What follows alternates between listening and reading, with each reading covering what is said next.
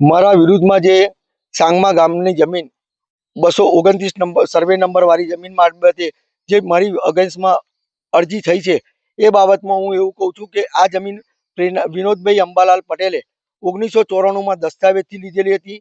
જે ઠાકોરભાઈ કાંતિભાઈ પટેલ આ જમીનમાં જે અરજી કરે છે એ માણસે જ આ જમીનની અંદર દસ્તાવેજમાં અને દરેકે દરેક પુરાવામાં એમને સાક્ષી તરીકે સહીઓ કરેલી છે.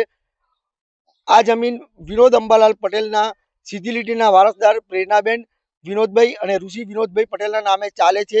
વર્ષોથી આ જમીનનો વિનોદ અંબાલાલ પટેલના મૈયત થયા પછી જમીનનો વહીવટ હું ચલાવું છું. આ ભાઈએ ખોટા પુરાવા ઊભા કરવા માટે તલાટીને બી જઈને ગેરમાર્ગે દોરીને એક પાવતી બનાવવાનો કોઈ પ્રયત્ન કર્યો હતો.